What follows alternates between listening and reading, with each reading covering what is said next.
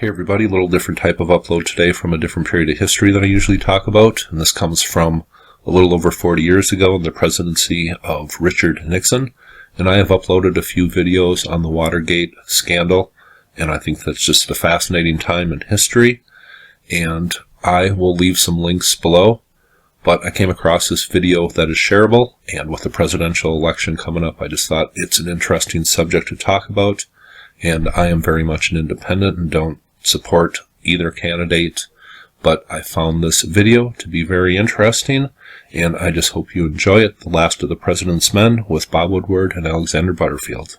Hope you enjoy it. Good evening. I want to welcome you to this conversation with Alexander Butterfield and Bob Woodward, which will be conducted by my friend and colleague, Mark Updegrove, director of the LBJ Presidential Library. My name is Steve Ennis. I'm director of the Harry Ransom Center, which is pleased to be co-sponsoring this evening's program along with the LBJ Library. Bob Woodward, as many of you know, has a special tie to the University of Texas. In 2003, he and his Washington Post colleague, Carl Bernstein, placed their Watergate papers here at the university's Harry Ransom Center. It was a historically significant acquisition, which was fittingly celebrated here where we gather again this evening. Much has transpired over the following decade. The identity of Deep Throat was made public. Many hours of White House recordings have been released by the National Archives. And the Ransom Center has continued to supplement its Watergate holdings, most recently with the generous gift of the papers of legendary Washington Post editor Ben Bradlee, which we look forward to opening for research use early in 2017.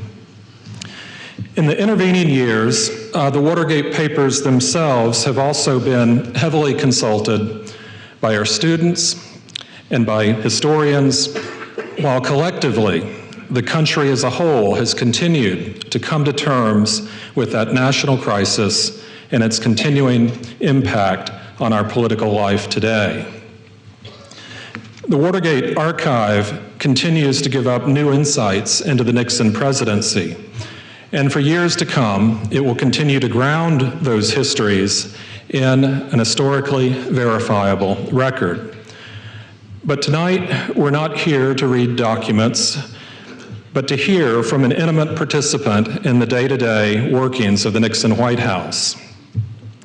Alexander Butterfield served as Bob Haldeman's deputy within Richard Nixon's inner circle, and it was he who changed history by first divulging the presence of a taping system in the White House Oval Office during testimony before the Senate Judiciary Committee. And I believe we have a brief clip of that testimony. Let's watch. Mr. Butterfield, are you aware of the installation of any listening devices in the Oval Office of the President? I was aware of listening devices. Yes, sir. When were those devices placed in the Oval Office? Approximately the summer of 1970. I cannot begin to recall the precise date. My guess, Mr. Thompson, is that the installation was made between, and this is a very rough guess, April or May of 1970 and perhaps the end of the summer or early fall 1970.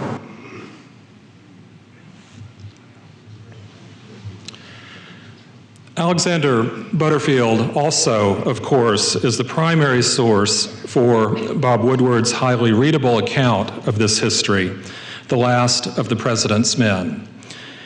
This promises to be a wide-ranging and engaging conversation, and I've been assured one without gaps, certainly none as long as 18 and a half minutes.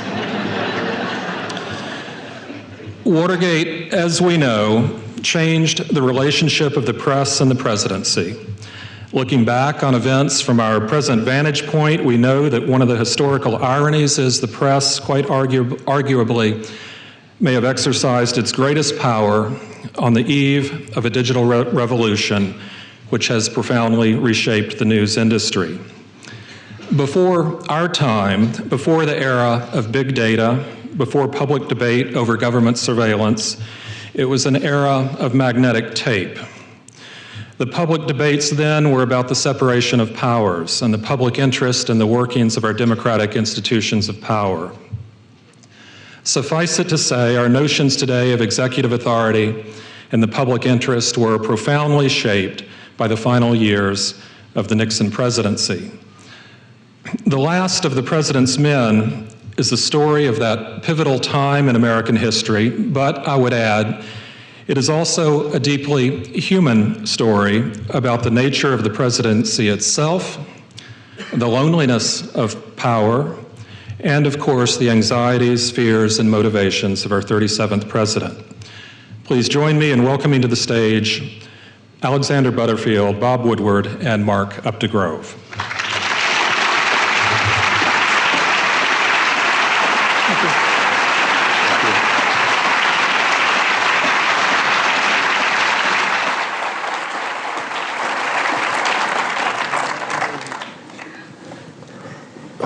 Well, Alex, Bob, not only welcome, but welcome back. Both of you have graced this stage before. Alex, you were here about 7 years ago for an evening with Alex Butterfield. And Bob, you were here with your partner, Carl Bernstein, Robert Redford, and me about 5 years ago as we celebrated the 35th anniversary of the film All the President's Men. Alex, I want to start with you. We saw that clip of you revealing the White House taping system. Well, I saw it sideways, but I recall the incident. It was you. That was you. I saw it. And you ought to tell them why you hesitated. I will There was say a pregnant pause there. Yeah, the pause is because Fred Thompson said, "Are you aware?" And that during the time of that testimony, I had already come to the Federal Aviation Administration and had been there 4 months. So I thought to myself, we might as well be accurate here about everything we say in this testimony. And I didn't have a clue if they still had listening devices. So I just paused and said, I was aware, Right. rather than I am aware. So talk about that moment and about that very historic moment in a second. But how did you come to work for Richard Nixon?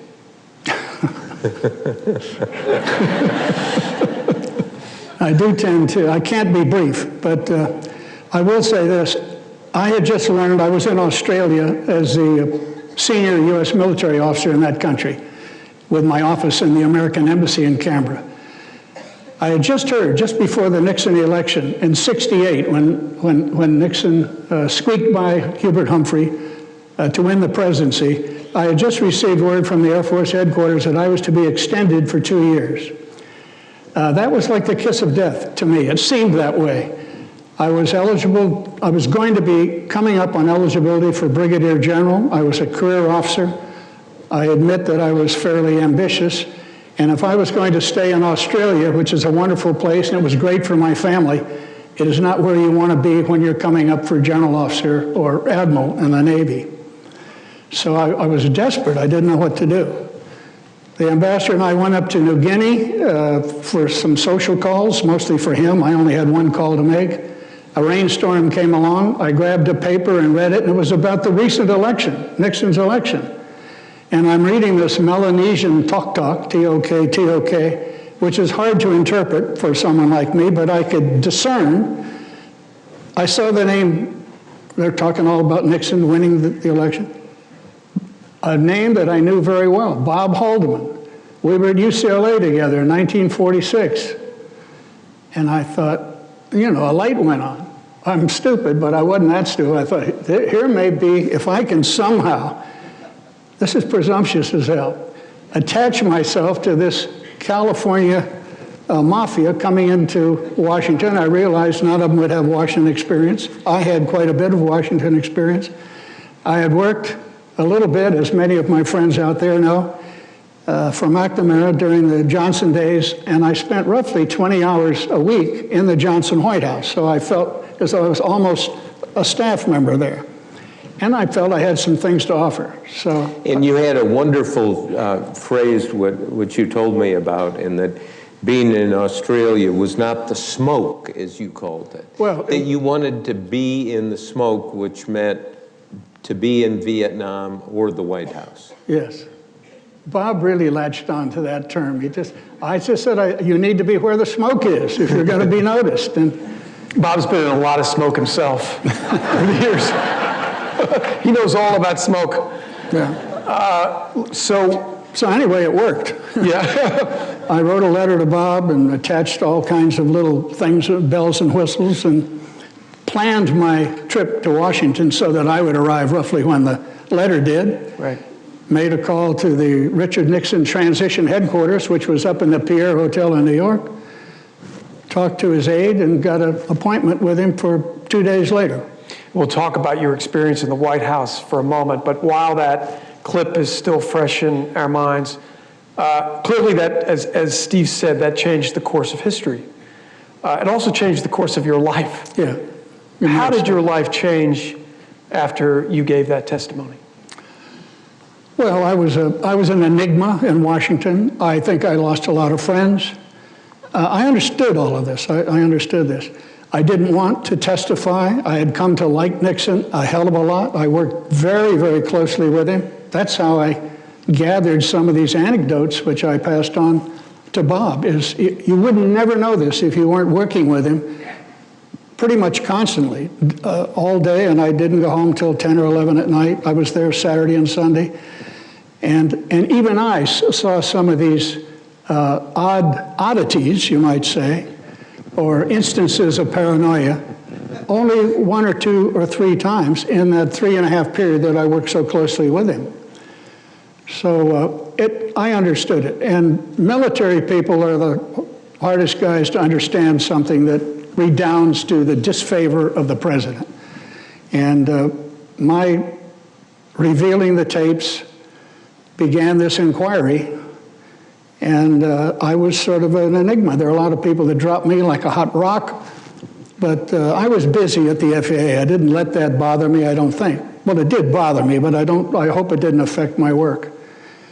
And well, the word enigma, actually, I think a lot of people in the Nixon entourage, White House, and supporters didn't think of you as an enigma, but as a son of a bitch. Yeah. And an interesting thing is, they meet. A lot of them meet every single year, including Cheney, Rumsfeld, this whole group, mostly those who worked on the domestic side, and many of them still feel that way. I don't think I would be welcome in that group. Right. Bob, many of us have followed the... Thank you for mentioning that. Just wanted to get the record straight. By the way, Bob, I think the Nixon people feel pretty much the same about you, if I may. Yeah. You're a little bit more than an enigma to many of the Nixon voters. Many of us thought that the epic story of Watergate more or less ended with the revelation of Deep Throat, one of your most important sources on the story, anonymous sources at the time, and then it came out that it was the deputy director of the CIA, Mark Felt. And then FBI, excuse me. And then we get The Last of the President's Men, which is really an epilogue to this story. Talk about how this book came to fruition. Well, it was a number of years ago. Alex and I were here when you had Redford for the All the President's Men movie discussion, and we chatted, and I said, next time you're in Washington, call me, and we spent a day together. And as maybe I'm going to start calling you the Enigma. The Enigma said there's more to the Nixon story. And so when I was in California, visited him at his apartment in La Jolla, and what really blew me away when going into your apartment there, you had all these boxes of documents, which you had taken out of the Nixon White House. Awaiting your arrival. Right. No, I mean, yes. I did that for you. Yes, I appreciate it. not only that, but he had lunch also ready. And I was more interested in the documents because a lot of them were new.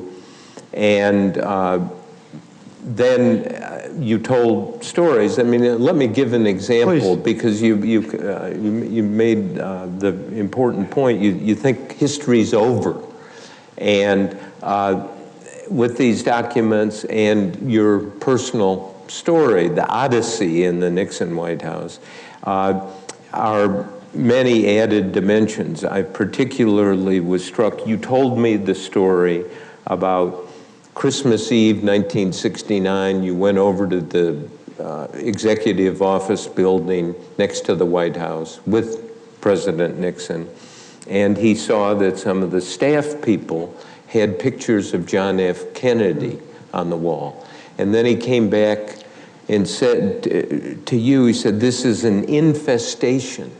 This is disloyal. I want those pictures out." And so you launched an inquiry, and you told me about this, and I kind of thought, well, you know, and then in your documents are these memos that you wrote to the president saying, and with pride, describing how you got all the Kennedy pictures out of the staff offices, and the title of this memo was Sanitization of the staff offices, and you went through what you had done to make sure there were no Kennedy pictures in the staff offices, and they had all been replaced by Nixon pictures. And to see the documentation of this and your firsthand story as witness, and in the book, there is incident after incident of this kind of angry behavior on the part of Nixon. And what really struck me and hit me emotionally, but also as a reporter, you see this isolation of Nixon.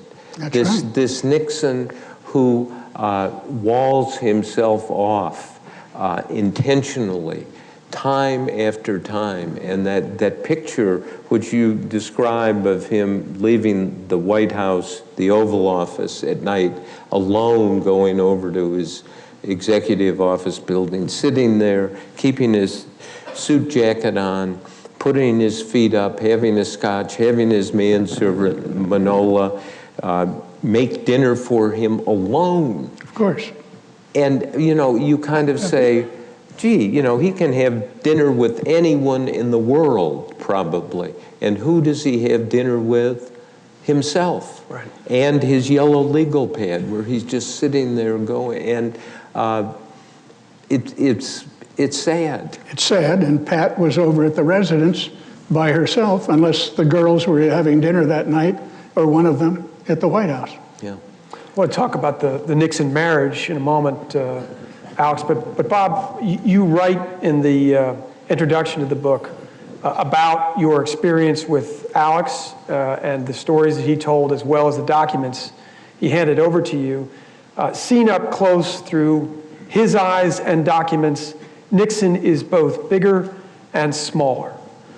I think we got a glimpse of why he might have been smaller a moment ago. How was he bigger in your view? Well, there were memos in there, and there were incidents, and then you put it together because we have the tapes, and you can hear Nixon talking about some of these things. And Nixon knew how to bring people close. There is, Alex described this, and there are documents, and there actually is a tape recording of a cabinet dinner Nixon had before the '72 election at Camp David. And you listen to this Nixon, and he's actually funny, not something you normally associate with Richard Nixon. He described his chief fundraiser, Maurice Stans. He said, oh, Maury, as the chief fundraiser, has this responsibility, and he's accused of all kinds of illegal activities, and he's not guilty of most of them. And then he said at the end, we've got helicopters, and the cabinet's there, and he said, we've got helicopters out there, 4 of them, to take you back to Washington. Get on the helicopters fast, because those are the only 4 that have not been shot down in Vietnam. So and you see this, he knew how to charm people, actually, something he probably didn't do enough. Right. Incidentally, the jokes were written for him, and he didn't tell them very well. But no, he couldn't. He didn't. He was very awkward. Very awkward. Alex, you had very intimate access to this president. Frequently, you were the first staff person to see him in the morning and the last one at night. Describe the Richard Nixon that you saw.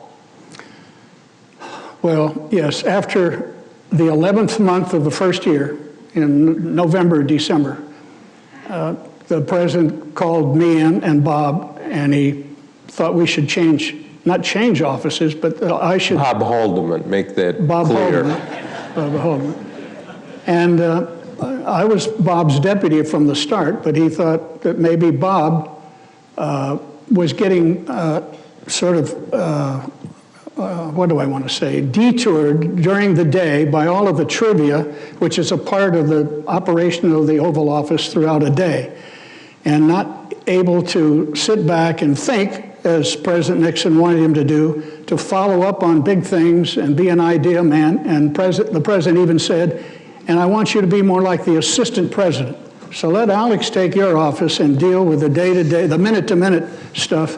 And Bob, there was only one place for Bob to go, and we had just given the big, what the people call the Sherman Adams office down in the end, as a gesture to the Vice President Agnew. The first vice president had ever been given an office right in the West Wing of the White House. The last guy you want to give an office to, because he has a beautiful office up on the Hill as president of the Senate, and he's got one across the street in the EOB. So Bob just went over and said, Ted, to Spiro Agnew, well, we're going to have to take it back. The vice president, he only used it for a few ceremonial things, and he was happy to do it. He was a good guy about that. So Bob took that grand office, and Bob was, after all, Bob Haldeman, the grand mogul. And so you had the office right next to the Oval Office with a special door that went from your office to the Oval Office, to Nixon's office. Right, through a little passageway, and small room, which President Clinton made famous. It's the private office off the Oval Office. It's not even a private office. There's a cot in there and a desk and a little hot plate and a toilet. Well, it was private when President Clinton used it, I guess. Well, it's always been there, and it's always been private. And you do have to go through that for miles. I had the office, Marvin Watson had it, I think, when you all were in the White House. And it's the office on the west side of the Oval Office. So from late December, I guess, on, for the other 3 years, and a month or two into 73, I had that office. And that put me in very close touch with the president. Now I am the first one to see him every morning, every day. And then I never went home until he went over to the residence to bed. And he always did that around 10:30 from the EOB. Sometimes he went directly home, but it was usually when something was happening, some family event was happening upstairs in the White House. But he loved that solitude. And we worked much differently in the Nixon White House. The senior people there, Bryce Harlow and Bill Timmons, who were head of legislative affairs, Henry not so much. Henry worked directly with the president. But the other senior people had to work, I'm sure they didn't like this, they had to work through Haldeman and or me. Because Nixon just doesn't like, that's why I had so much trouble meeting him. Can I suggest he tell the story about the state dinners? Because Nixon calls you in and says, I'm sick and tired of those SOBs who come to the state dinners sticking their face in mine and bothering me. And he had a solution. Tell him what the solution was and what you did. Do you mind? Is this okay? Are we? Oh, no, this is all good. Yeah, this was almost unbelievable. At a normal state dinner, for those of you that don't know, and I imagine most of you do, there's a big cocktail party in the East Room for 30 or 40 minutes. The social aides are running around making sure people are enjoying themselves. The waiters are passing drinks on trays, ready-made drinks of all kinds. And then the receiving line forms, and you go through the receiving line, the President, Mrs. Nixon, and the state guest, the head of government or the chief of state that is being hosted on that occasion. And then people file right on down through the cross hall to the state dining room. And they have dinner. When they come out of the state dining room, they go into the three rooms, the green room, the big blue room in the center, and the red room. And you see why he was such a great source? He has almost a cinematic memory of things. You do. Now get to the point.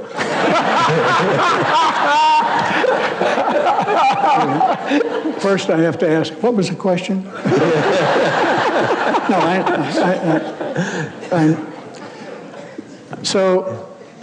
He got all excited one day. Oh, and he hated that 30-minute period after dinner and before the entertainment started back in the East Room. That's where everyone ends up, back in the East Room.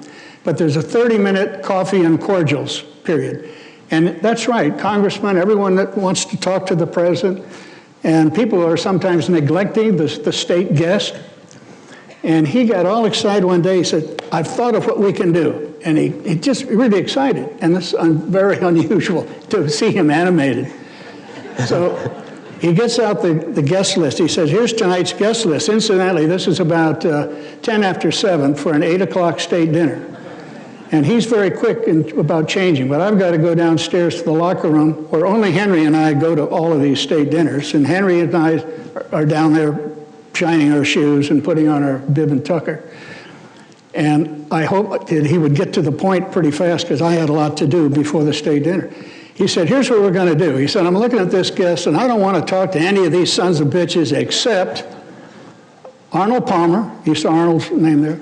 And I remember Claire Booth Luce, and I can't think of others. But these are Republican people that he knew, some from California or some big businessman. He picked out 5, and he said, I don't want to talk to another soul, just those 5. So, and I said, you mean tonight? We start tonight? I didn't say that, but I'm thinking that. And he said, yes. So I immediately called Lucy Winchester, the social secretary, and I said, send me 5 of your best social aides quickly. They came over, and they look fine, and they're all alert. These are first lieutenants and captains, men and women, of all services, Marine Corps, Army, Navy, Air, I think even Coast Guard. And I said, now look, tonight, Lieutenant so-and-so, Arnold Palmer is your man. Arnold and Mrs. Palmer. You attach yourself to them when they come in the door, stay with them, so that when they come out of the dining room later, you know them and they know you. And stay with them and bring them to the green room, where I will be with the president. At that time, I was introducing guests to the president at state dinners. He somehow didn't like the State Department guy, and I never should have been doing this, but that was my job. And I sold that to someone, and I forget who the other people were, but I assigned someone to each of them, and I kept my fingers crossed. Then I called Don Hughes, the Armed Forces aide, Major General Hughes, an Air Force guy I had known in the Air Force, and briefed him, because he's usually standing there looking resplendent in his Air Force general's uniform, but he didn't introduce people, but he stands there with the president like he's part of the presidency. Well, the damn thing worked, and it worked. Well, but what I mean, with all that detail, the job, you had to elbow people out of the way. Well, somebody, I was coming to that. Oh, okay. Okay. And you were like a group of linebackers keeping people away from Nixon. Well, listen, we had to do it. Also, my reputation was at stake with Nixon. This thing had to work.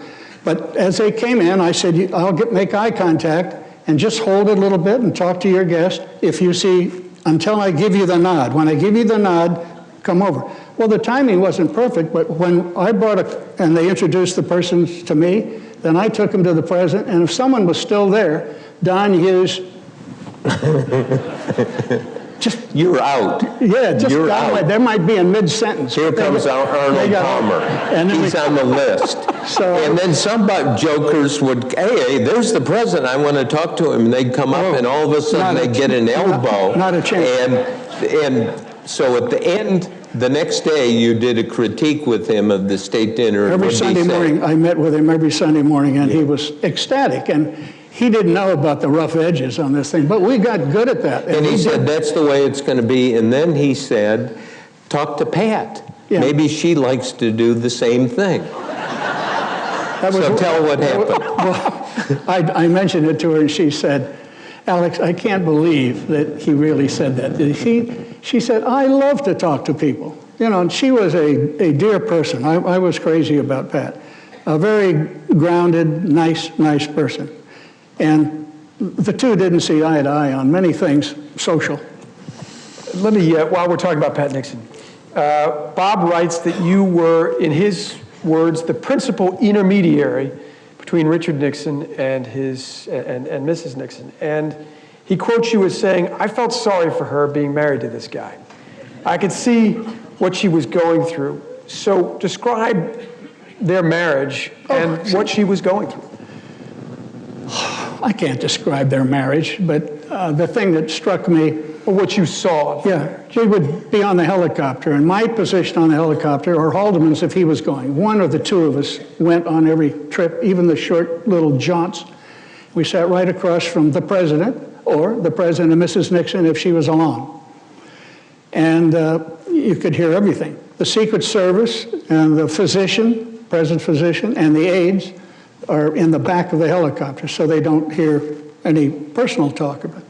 And one day she said, I think that's in the book about Christmas, but this could have happened on any other stuff. She said, Dick, it's almost Christmas.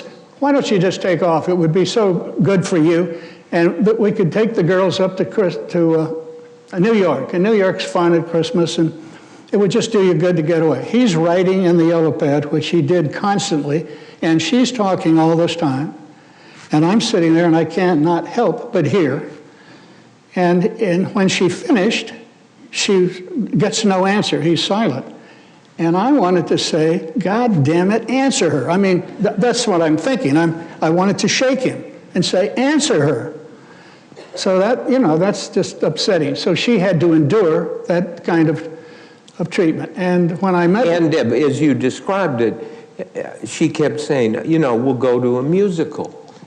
It's going to be fun. And the whole time, he does not look up, he does not acknowledge, he does nothing. And she goes through about 3 requests. And he doesn't say no, he just is, totally focused on his yellow legal pad, and God knows what he's planning. So she had to be embarrassed because she knows that I hear this, and it was hurtful. It was just hurtful. You also write about... But incidentally, he loved her dearly. I do know that. Yeah. And then he broke down at her wedding. I mean, he needed her in the worst way, and she endured a hell of a lot. You write about a memo that he writes to her about the furnishings. Talk about that memo and how he addresses himself. Well, I think the first week we're in the White House, Haldeman came up on that memo, and he said, Alex, I was married then. My wife was Charlotte, and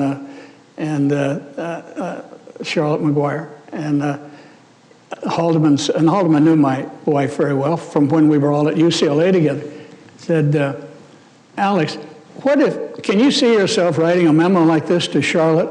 And he read the memo to me, and he's got it right there, where Nixon writes to Pat, Pat, the president has been thinking about a bedside table. And he's wondering if he should have an oval-shaped table or a square. And he keeps talking about himself in the third person.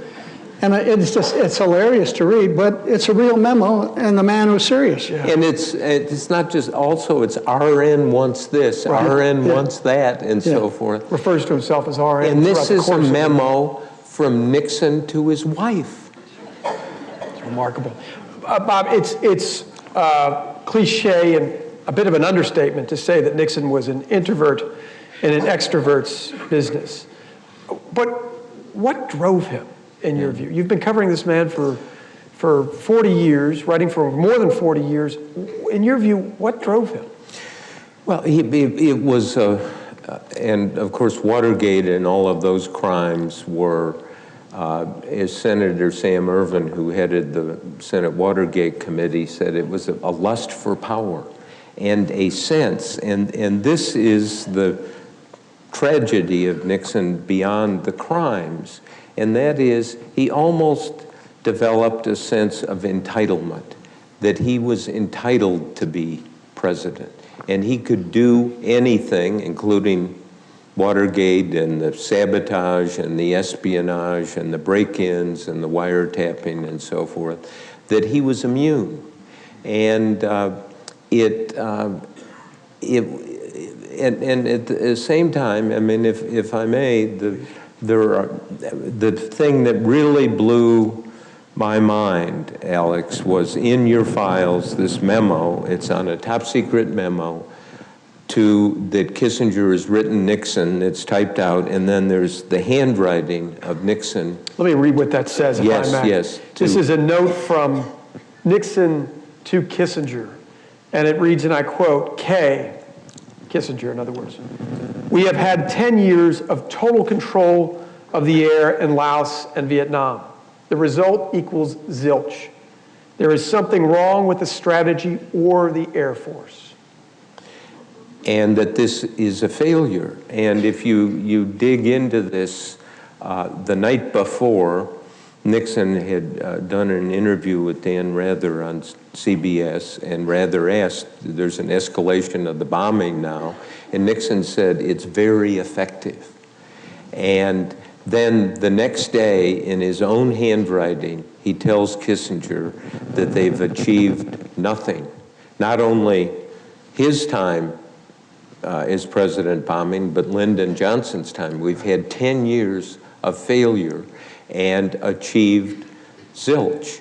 And it takes some of Vietnam and it turns it on its head. Right. Because here he is, I mean, this is the Johnson Library, that to bomb to the extent Nixon did, 2.9 million tons of bombs dropped in Southeast Asia the first 3 years of his presidency.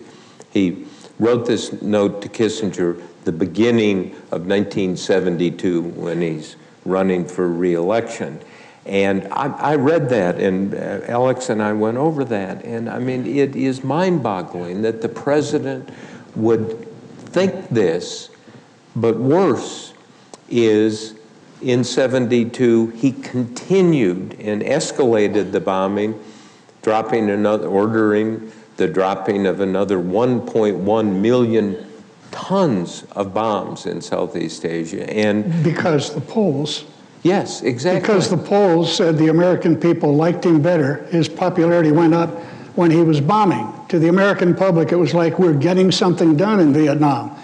But the American public didn't know that it wasn't working. The supplies continued to come down the Ho Chi Minh Trail, and it was accomplishing zilch, so he doubled down because of the polls. That was the crime, wasn't it? Exactly. And you know that presidents make mistakes, misjudgments, but this is one person looked at this and said, this is the definition of evil, that a leader would do this and continue this and make this assessment, and we now know that the bombing, he was right. It achieved zilch, except it killed lots of people. And lots of our own people, too. A lot of those big stratofortresses went down. Yeah, exactly. And so you know, there is this Nixon who wanted to retain power at all costs, and this is a component of it, that we will escalate and bomb our way to victory. And you know, that for me is equivalent to the crimes of Watergate. Let me go back to him as commander-in-chief. Please, Alex. Well, I wanted to add to your question was what possessed him, what drove him. And Bob is right, the power, the sense of power, or wanting power is there. But also Nixon was not stupid at all. And all his life he had been put down. He grew up poor. He couldn't play football, and yet he went out. He was out there getting knocked over practice. I don't think he ever got in a game.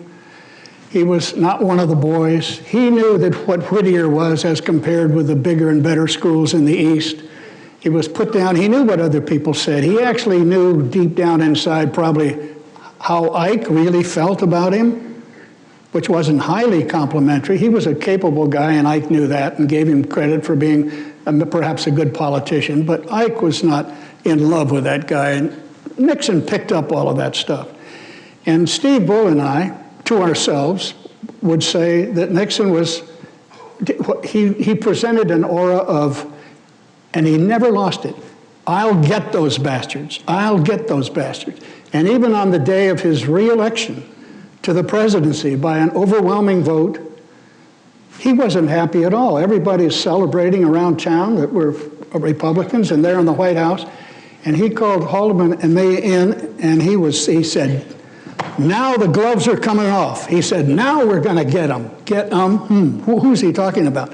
All those sons of bitches that put him down for years. And he was possessed with that. So that was a big part of it. He showed him. The only thing is, he never mellowed out. He got older, but he was just as intense when he was the president of the United States.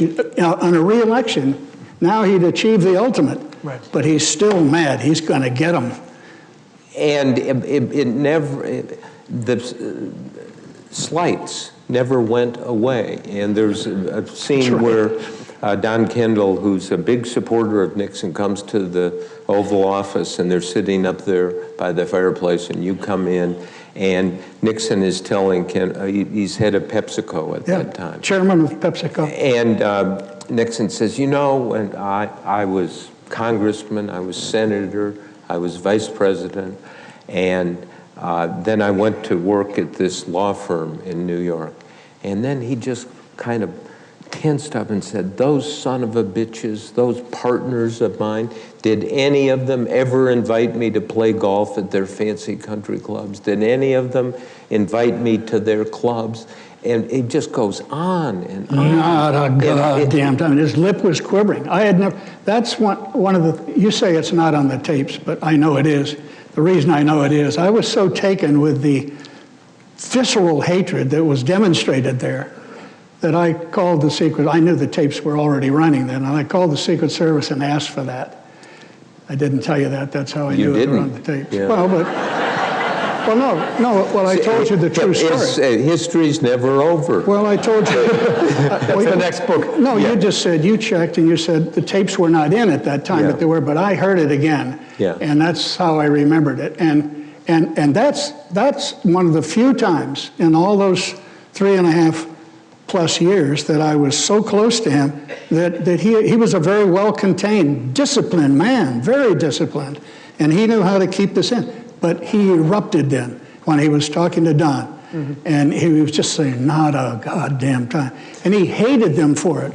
Those people that had it given to him. That's the way he used it. Mm-hmm. Those who could go to Harvard and Yale and Princeton and Brown and that sort of thing. Where does, Bob, you talked about a sense of entitlement that Nixon had. Where does that come from? Well, he'd struggled through everything, and he attained the presidency. And the sadness of it is, he didn't realize when he was elected president the goodwill that people, even Democrats, felt. Gee, we want the president to succeed because if the president succeeds, people succeed. And he could not leverage that goodwill which was out there. And he would hate. And if you spend time listening to the tapes, it just comes up again and again that Nixon is using The presidency is an instrument of personal revenge, score settling, rewards for people who give lots of campaign contributions. And it was the day... No, go ahead. No, it was the day Nixon finally resigned in August 1974. And you're watching this from the FAA, where you were the administrator. You were no longer in the White House. And Nixon, it was televised live, and he had no script, and his wife and two daughters, two son-in-laws, are standing behind him, and he's sweating, and he's talking about his mother. It was painful to watch. It was very a psychiatric hour all the way. Yeah. You know, my father owned the poorest lemon ranch in California. No one will write a book about my mother because there'd been a book about Kennedy's mother, Rose Kennedy. And then at the end, and this is one of the most stunning moments, I think, in certainly the Nixon presidency, waves his hand. Like, this is why I called you here. And he had his cabinet and his staff and friends there. And he looks at him and he says, always remember, others may hate you, but those who hate you don't win unless you hate them. And then you destroy yourself. And think of the wisdom in that, because hate was the piston here. And at that moment, it was as if he understood what had happened. And Gerald Ford said later, if he had only given himself that advice earlier on in his presidency, the course of history might have changed. But you know, what a great lesson for all human beings in politics or out, and that is hate does destroy you. Right.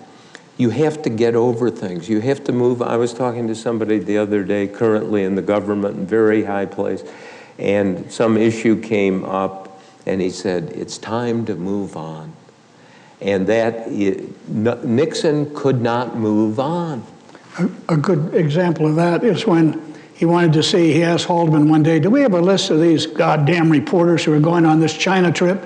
They're getting a good deal, you know. That's going to be a historic visit. So we're sitting around talking about the China trip only a week before. And Haldeman said, yeah, I have the list. These are the media people who are going on the trip. And again, with relish, he takes that.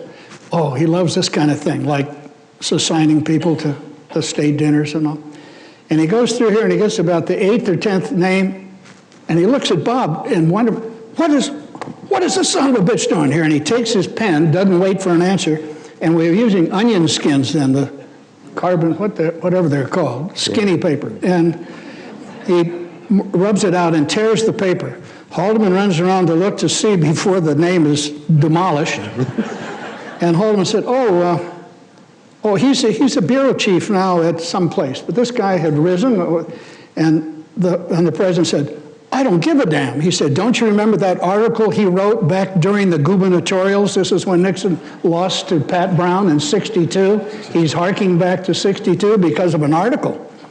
So he didn't forget. The hatreds were still there. You talk... And how, I mean, because Nixon was smart, and he had immense capacity, and to not let go of some of those things. Right. And there is incident after incident in the book, and what stunned me is, you know, some of this is on the tapes and you get a flavor of it, but it's where you were kind of the secret sharer. You are there witnessing this, and it's going on and on and on. And so the day Nixon resigned, when he gives that speech about hate, and people are in the audience crying. A lot of them crying. Weeping. I couldn't believe it. I couldn't believe it. And tell them what you were thinking. Bob quotes you in the book to remind you, Alex, as saying about that speech, in the East Room of the White House on August 9th, 1974, before Nixon's departure from the presidency.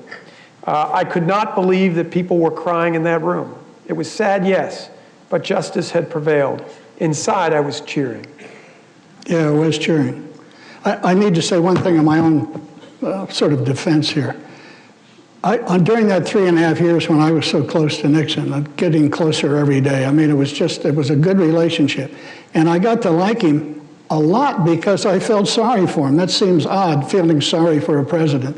But the guy was so socially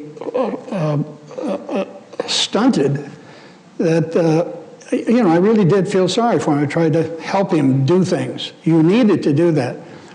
And so, but I did see myself getting in trouble there. I saw the potential. So I asked to leave the White House, and I left. I asked Haldeman, hard to do because he was my sole benefactor in the White House. And I had to say, but I'd been there 4 years, and I thought, and so I did leave, and they assigned me to the FAA. I didn't pick that, but I was glad to go to the FAA. I felt comfortable there and was an aviator and had been one. And what was my train of thought? So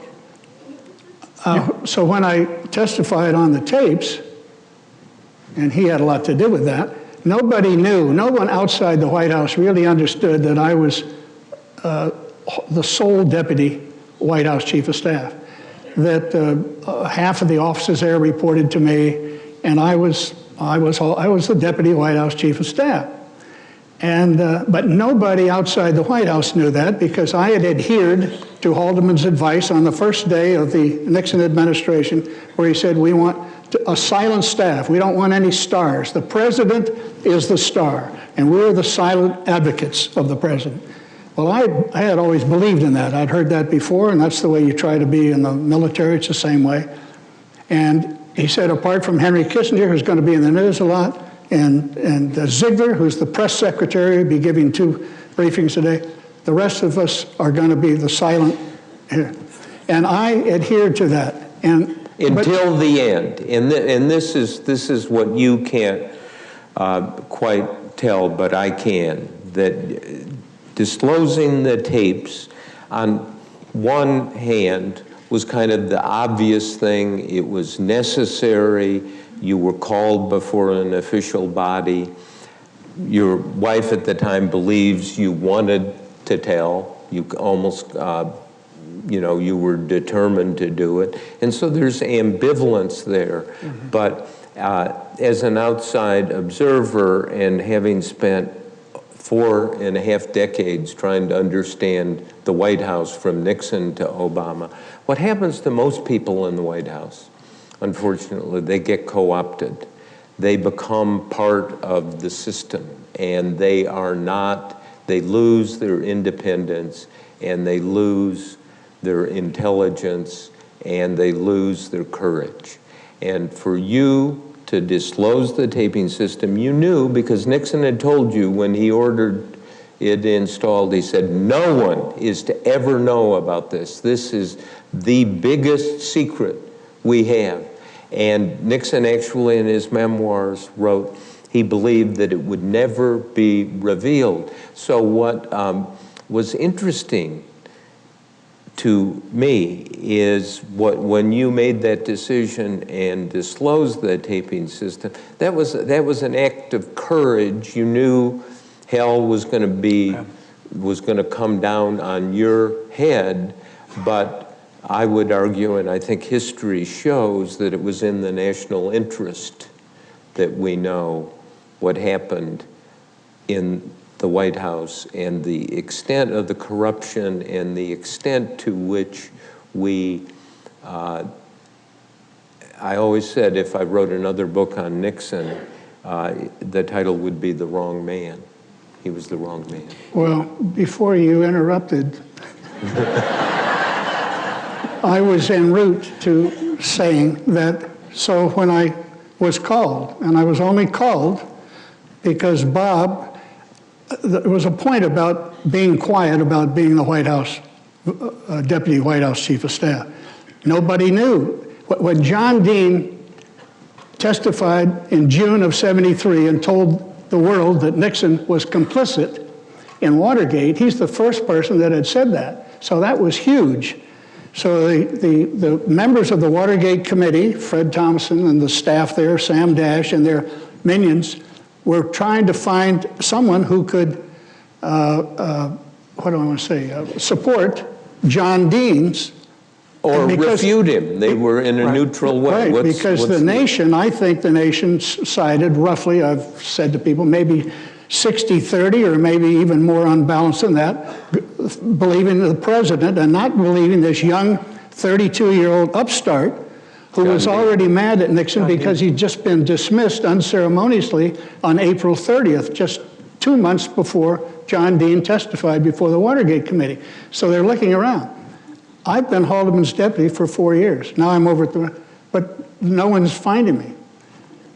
Bob is calling his friend on the committee. He put a guy on the committee. That was his avenue to learning what's happening over in the Watergate committee. And he called Scott Armstrong and said, this guy Butterfield, he's got to have something to do with. And they went to Sam Dash, he did, and said, there's a guy named Butterfield over there, and I think he works in Haldeman's office. And Sam said, oh, we don't have time. And then, anyway, I guess in a way that served me well, not being known at all. Or not. They called you on a Friday afternoon. Well, because you insisted. You made 2 calls to Scott Armstrong. So he is really, if there's any hero worship to be done about the revelation of the tapes, I can swear to you I never would have volunteered. Well, you know I didn't volunteer on there. I had almost escaped because I was leaving the day after the testimony to go to the Soviet Union for almost 3 weeks. Yeah. You are the guy. You should be sitting. Yeah, but I didn't know, and people on the committee were simply asking what, and the term was the satellite witnesses who will either verify or refute what Dean said. And I said, one of our sources had said, there's a guy named Butterfield who was in charge of internal security, which in a way you were. You had liaison with the Secret Service, you did lots of those security functions. And I went to your house one night and knocked on your door. No one came to the door, but somebody was at the drapes peeking through. I don't know whether it was you or Charlotte or one of the kids or something. No. And I told them, I said, internal security. And so they called you. Well, maybe so.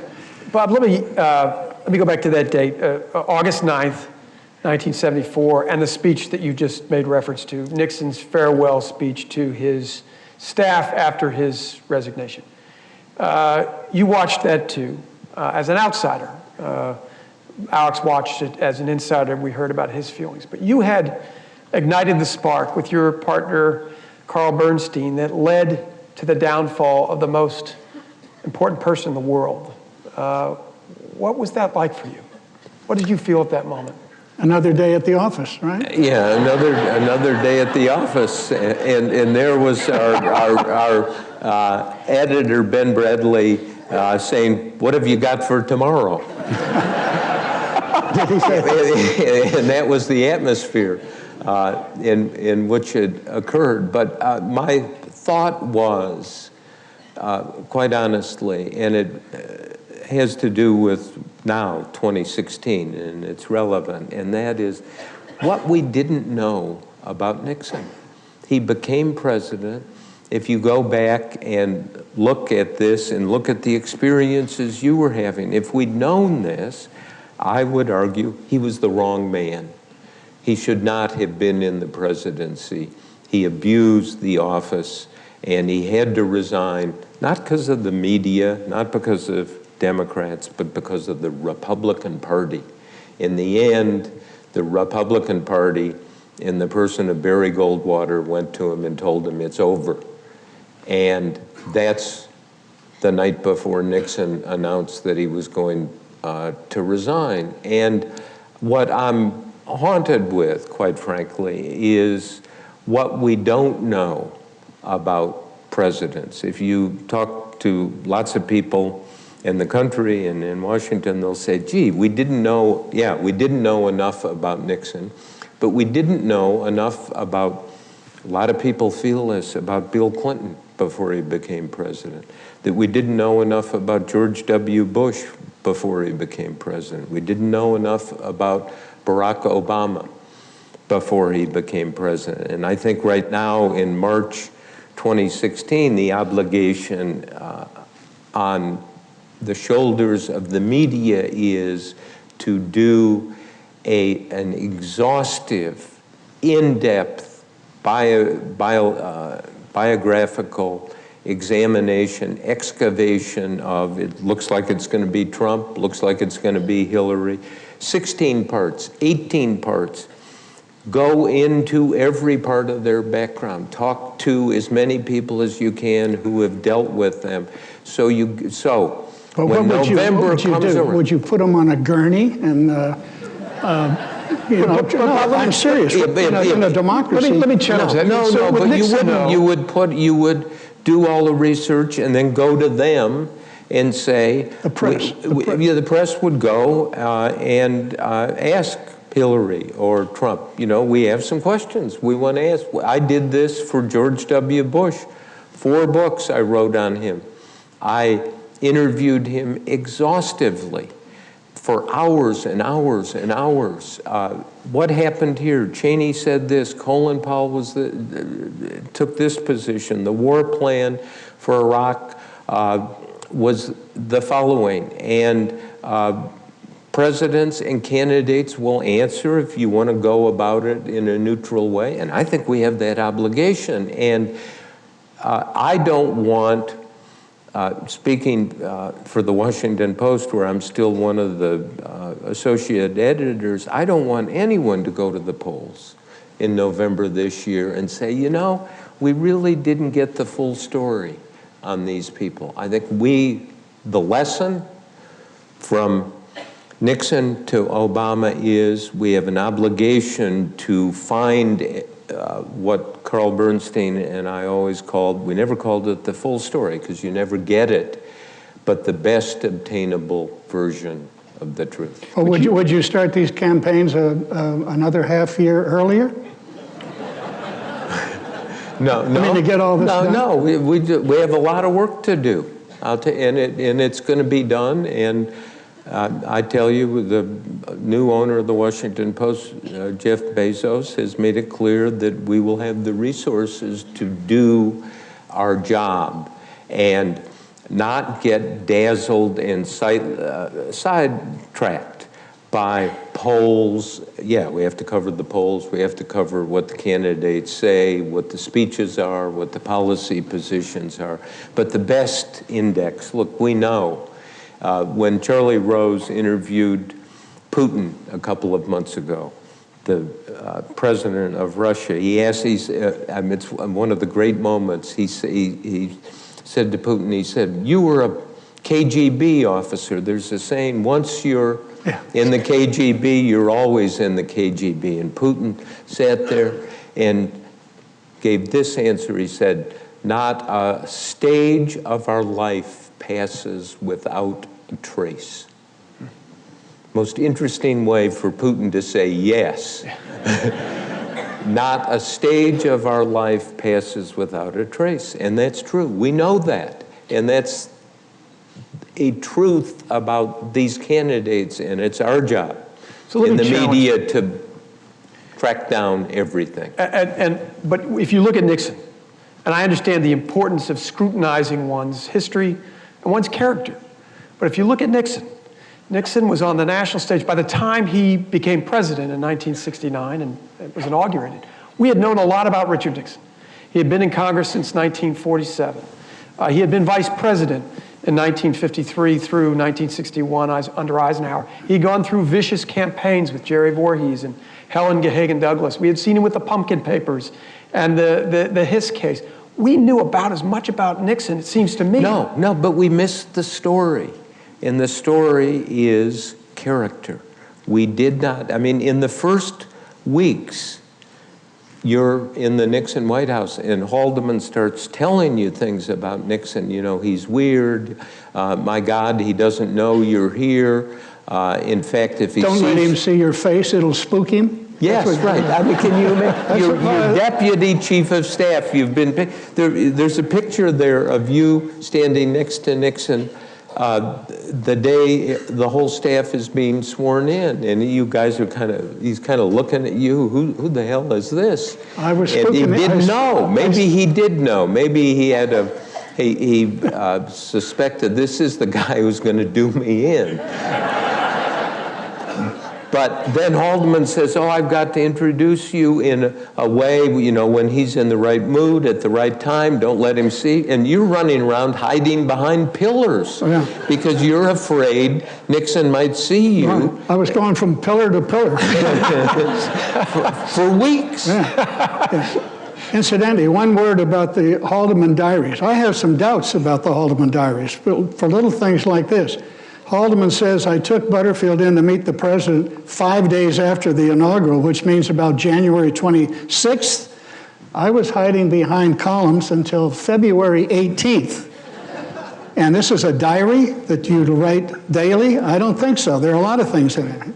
Yeah. Just history a little, is never a little over. aside. No, never over. Bob, let's go back to 2016. Have we ever seen anything like the presidential race that's playing out right now?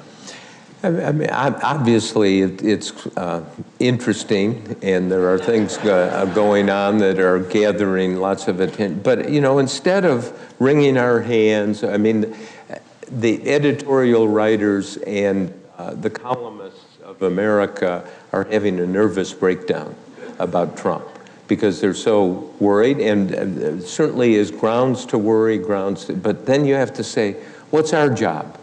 And our job is to explain who these people are. And as you can gather, I feel very strongly about that. And if we don't do it, you know, I was talking to some people about Trump and New York real estate. And the New York real estate world, as people describe it, it makes the understanding the CIA easy. There's somebody who knows something about the New York real estate world.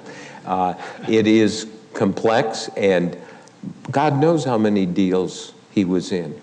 Hillary Clinton, you know, her whole life, what did she do? What did she do in the Senate? What did she really do as Secretary of State? What's this whole email thing and so forth? And so we got a lot of work to do. It's said that we get the government we deserve because we go to the polls and we register our choice. You talked about the job that the media has to do with the current crop of candidates. What should we as voters be doing? What is our responsibility to make the right choice when we go to the polls on Election Day? Well, I think that you should demand a lot of the candidates, and that there should be not just debates and food fights, but that, you know, you should really have discussion of policies, and there should be a demand. Hey, we want to know who these people are. Well, we have a pretty sleepy and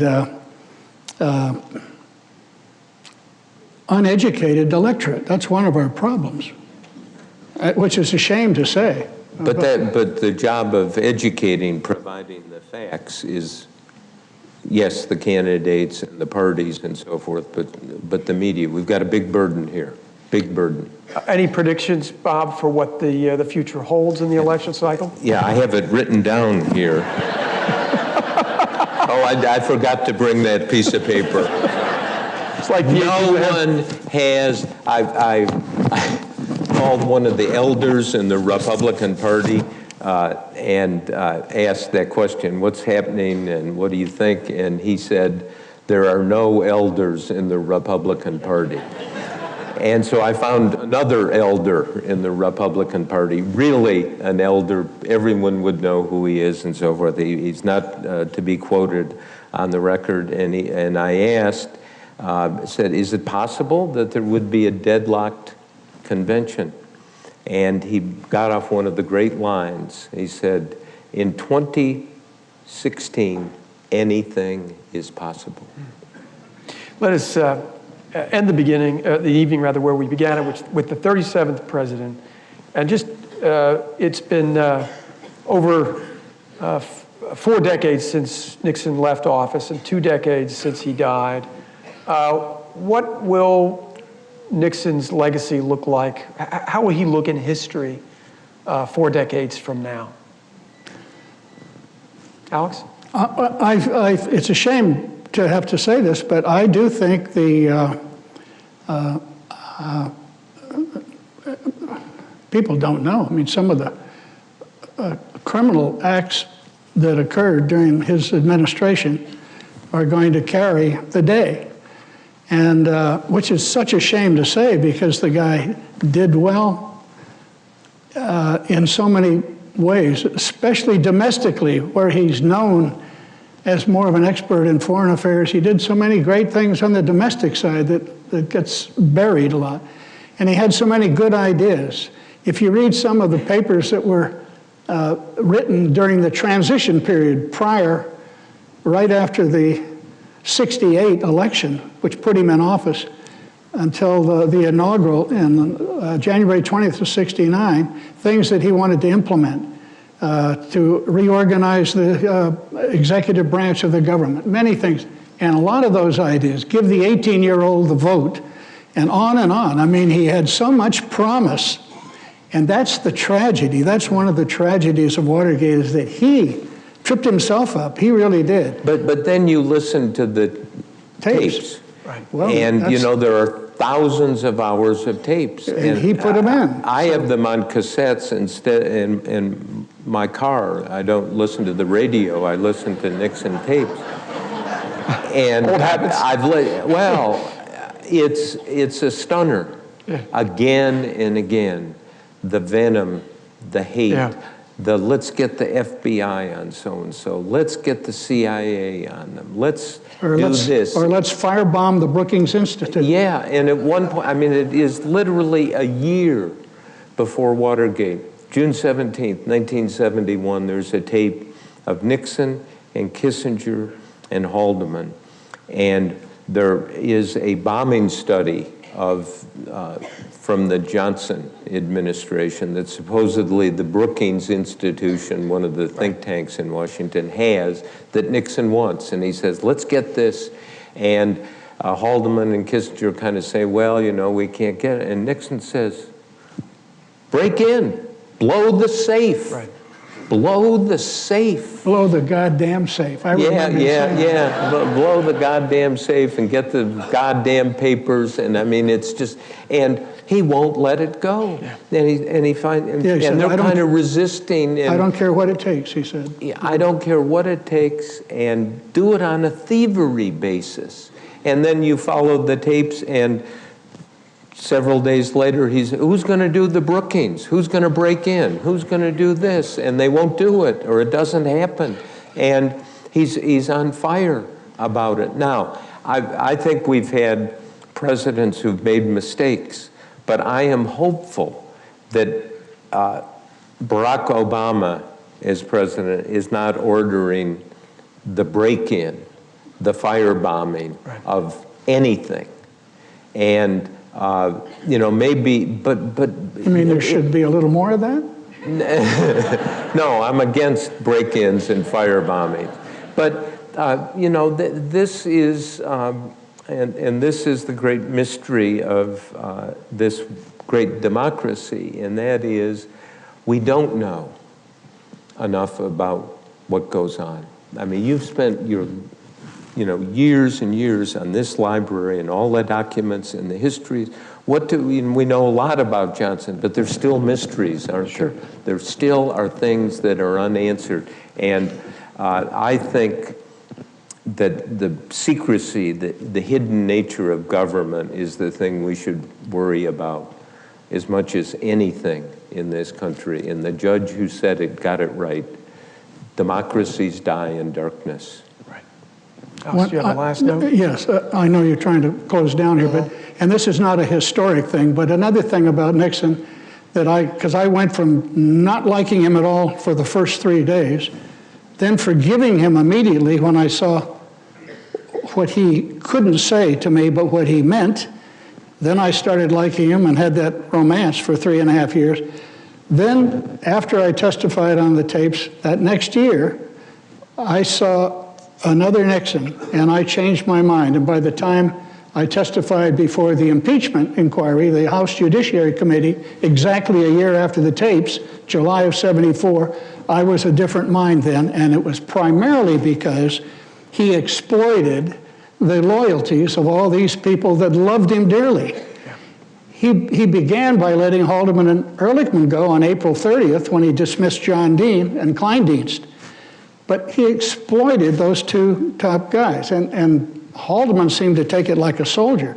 Ehrlichman never forgot him, but Ehrlichman died shortly after that. And then all these young guys, Bud Crow, those were terrific guys. They were all young, eager, thought the president hung the moon. He really couldn't have cared much because he was self-centered.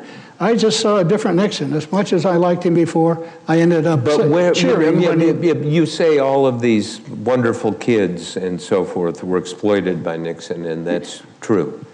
But where were they when he was saying, let's firebomb, let's break in, let's go sabotage the Muskie campaign? They were in their offices. They weren't privy to that. Yeah, but they were. Like Jeb lots of them were involved in this and were aware of it. And what always struck me is where were the no votes from the staff? Where was somebody saying, where was the lawyer saying, for God's sakes, John Mitchell, as Attorney General, had the Watergate meetings in his office at the Justice Department, and Gordon Liddy, one of the strangest people to ever put on a pair of pants, brought up these charts that were made by the CIA, and first we're going to spend $1 million on wiretapping and sabotaging people, and then Mitchell's sitting there and smoking his pipe, and his objection was it was too expensive. And so Liddy brought back the $500,000 plan. And too expensive. No one ever saying, hey, wait a minute, isn't this all illegal? Isn't this corrupt? And then finally, apparently, the $250,000 plan was approved, and that was Watergate. Yeah, but those young guys, there is such a thing as the glitter to the presidency. And a lot of people, even that's why my plan to stay in the Air Force and go back to Vietnam, I even caught a little of the fever when I was talking to Haldeman in New York. There's a certain glitter to the presidency. All these young people excited. They've just won the campaign. They're going to Washington. What's better than that? And it can be intoxicating. And I said that in something I wrote. They were ensnared by the glitter and the deception of the Nixon presidency.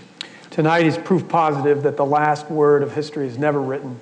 I would strongly recommend The Last of the President's Men, which only enhanced my great respect for Alex Butterfield and Bob Woodward. Please give them a hand, and thank you all so much for coming tonight.